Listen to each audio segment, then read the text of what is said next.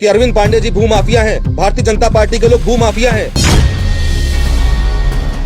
अरविंद पांडे जी की गुंडागर्दी को, उनके भूमाफिया चरित्र को दर्शाने के लिए ये पर्याप्त प्रमाण हमारे पास है। ये अरविंद अतुल कुमार सन ऑफ अरविंद कुमार, ये अरविंद पांडे जी का पुत्र अतुल कुमार है।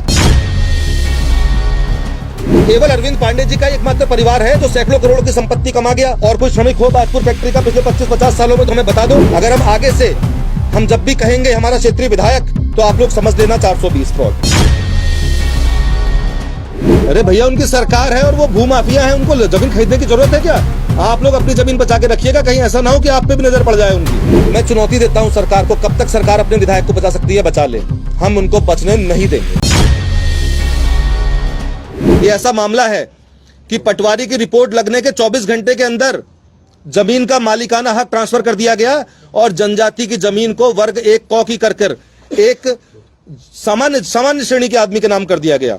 और आपको जानकर एक और हैरानी होगी कि वो जो सामान्य श्रेणी का व्यक्ति है वो कोई और नहीं, हमारे क्षेत्र के विधायक, पूर्व मंत्री और गदरपुर बाजपुर से पिछले 25 सालों से विधायक के रूप में अपनी जिम्मेदारी निभाने वाले अरविंद पांडे जी हैं। और ये विचित्र फाइल ऐसी है कि अभी आप लोग देखिएगा, इसमें जो इन्होंने गवाहगण बनाए, जिनके शपथ पत्र लगे हैं, उनके हस्ताक्षर तक नहीं है। इस फाइल में 50 साल से कब्जा दिखा दिया गया पांडे जी के परिवार का, अतुल पांडे जी का। और दुख की बात है कि उस समय जो उम्र इनकी लिखाई गई अतुल कुमार जी के नाम से, उसकी उम्र 42 साल थी। मुझे लगता है उस समय तो अतुल छोड़ो, अतुल के पिताजी जो विधायक अरविंद पांडे जी हैं, शायद वो भी 42 साल के आसपास होंगे, उससे ज्यादा तो वो भी नहीं होंगे। वो जो लोग थे जिनकी वो जमीन थी, वो हमारे बुक्सा जनजाति के लोग थे। सेमलपुरी गांव में उनके नाम थे नारायण सिंह, प्रीतम सिंह, कन्हई सिंह, तुला सिंह, और उनके पिताजी का नाम था गोविंदा। और एक 229B का दावा इन्होंने एसडीएम कोर्ट बाजपुर में लगाया और 3 महीने के अंदर सारी प्रक्रियाएं समाप्त करके 3 महीने के अंदर उस बात का निस्तारण हो गया और जनजाति की जमीन को सामान्य कर दिया गया। और जब इन्होंने ये बात करा, इस पूरी फाइल आप देखिएगा, इसमें कहीं पर भी इन्होंने अपनी आइडेंटिटी को थोड़ा कंफ्यूजन में रखने के लिए इन्होंने क्या करा, इन्होंने अतुल कुमार सन ऑफ अरविंद कुमार लिखाया, कहीं पर भी पांडे नाम का जिक्र नहीं आया। और पता गुलजारपुर का इन्होंने दिया। और जब निर्णय हो गया, जब खतौनी में निर्णय चढ़ने की बात आई, तो उस समय इन्होंने कह दिया कि हाल निवासी संतोष नगर गुलर भोज। और जब हम कहते हैं कि अरविंद पांडे जी भूमाफिया हैं, भारतीय जनता पार्टी के लोग भूमाफिया हैं, तो ये सीबीआई जांच की बात करते हैं, ये बड़ी बड़ी बातें करते हैं। और आज उनके भूमाफिया होने का, और भूमाफिया होने के साथ साथ गरीब जनजाति के, गरीब जो कम जागरूक लोग थे वहां के, उनके साथ खेल करने का जो प्रमाण है, वो प्रमाण भी हम आप लोगों के सामने प्रस्तुत करने के लिए यहां पर बैठे हैं। अगर हम पूर्व में कब्जा दिखाते हैं किसी भी जमीन में, किसी वाद में, किसी फाइल में, किसी कहीं पर भी, तो उसको साबित करने के लिए जो दस्तावेज का प्रयोग होता है वो होता है खसरा। सब लोग जानते हैं, जागरूक लोग हैं। और आपको जानकर हैरानी होगी कि इस पूरे वाद का निस्तारण हो गया, लेकिन इस पूरी फाइल में जो हमने आरटीआई के माध्यम से वेरीफाइड कॉपी ली है, जो उपलब्ध है हमारे पास, इस पूरी फाइल में कहीं पर खसरा नाम की कोई चिड़िया कोई है ही नहीं। यहां पर अगर खसरा ही नहीं है तो कैसे कब्जा प्रमाणित कर लोगे? हालांकि मैं बात अब कब्जे की कर रहा हूं, हालांकि कब्जा अगर हो भी, तभी भी जनजाति की जमीन को सामान्य श्रेणी में परिवर्तित नहीं किया जा सकता। लेकिन यहां पर यह विचित्र फाइल है, यहां पर बिना खसरा लगाए गांव के 2 लोगों के नाम के शपथ पत्र लगाए गए, और जिन लोगों के शपथ पत्र लगाए गए उनके हस्ताक्षर भी नहीं है।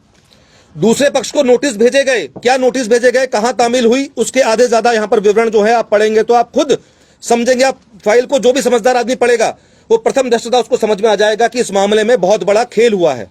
ये फ्रॉड का मामला है। भारतीय जनता पार्टी की सरकारों ने साथ मिलकर अपने नेताओं के जमीन को खुर्द-बुर्द करके फ्रॉड करने का काम किया है, यह प्रमाण है उसका। 19 जनवरी 2011 को पटवारी की रिपोर्ट लगती है और 20 जनवरी को वाद का निस्तारण हो जाता है और जमीन नाम कर दी जाती है। एफिडेविट जो होते हैं नॉन वेरीफाइड है। इन्होंने जो जमीन जो अपने नाम कराई, उसमें इन्होंने ये भी दर्शाया कि ये उत्तराखंड के किसान हैं। ये उत्तराखंड के किसान कब बने, कैसे बने, ये भी आज भी रहस्य है। तो ये जो वाकया है, ये वाकया पूरी तरीके से भारतीय जनता पार्टी की सोच को, अरविंद पांडे जी की गुंडागर्दी को, उनके भूमाफिया चरित्र को दर्शाने के लिए ये पर्याप्त प्रमाण हमारे पास हैं। और कलाकारियां किस प्रकार की जाती है ये देखिए। पहले गुलजारपुर पता लिखाया गया और अपने नाम पे जमीन करा दी गई जब वाद चल रहा था, और जब वाद का निस्तारण हो गया, उनके नाम पे जमीन आ गई, तो फिर जब जमीन बेची तो तब उन्होंने दिखा दिया कि हाल निवासी संतोष नगर गुलर भोज। ये अतुल कुमार सन ऑफ अरविंद कुमार, ये अरविंद पांडे जी का पुत्र अतुल कुमार है। ये बात प्रमाणित करने के लिए अभी जो हाल में इन्होंने 2020 में रजिस्ट्री करी है, उस रजिस्ट्री की ट्रू कॉपी फर्स्ट ये आप लोगों के समक्ष है। ये देखिए, ये अतुल कुमार जी हैं, आप सब लोग जानते हैं। इसमें इनका पैन कार्ड नंबर भी है, इसमें इनका आधार कार्ड नंबर भी है, इसमें इनके फिंगरप्रिंट भी हैं, इसमें इनके हस्ताक्षर भी हैं, इसमें शपथ कर्ता के रूप में भी इन्होंने यहां पर अपना शपथ पत्र दिया है। ये इनकी पृष्ठभूमि सब जानते हैं कि ये क्या करते थे, क्या नहीं करते थे। ये बाजपुर फैक्ट्री में इनका परिवार वहां पर एम्प्लॉय था। हम बहुत सम्मान करते हैं हर श्रमिक का, हर एम्प्लॉय का, वो हमारे परिवारों के लोग हैं। लेकिन केवल अरविंद पांडे जी का एकमात्र परिवार है जो सैकड़ों करोड़ की संपत्ति कमा गया। और कोई श्रमिक हो बाजपुर फैक्ट्री का पिछले 25-50 सालों में तो हमें बता दो जो सैकड़ों करोड़ की संपत्ति तक पहुंच गया हो। क्योंकि अरविंद पांडे जी विधायक रहते हुए अपने प्रभाव का गलत इस्तेमाल किया उन्होंने। भारतीय जनता पार्टी की सरकार, भारतीय जनता पार्टी की ताकत का ये गलत काम किया उन्होंने, उसका दुरुपयोग किया है।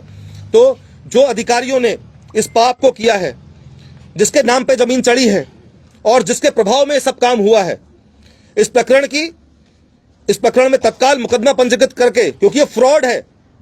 अगर हम जब भी कहेंगे हमारा क्षेत्रीय विधायक, तो आप लोग समझ लेना 420 फ्रॉड। इनको जेल की सलाखों के पीछे होना चाहिए, असली जगह इनकी वहां पर है।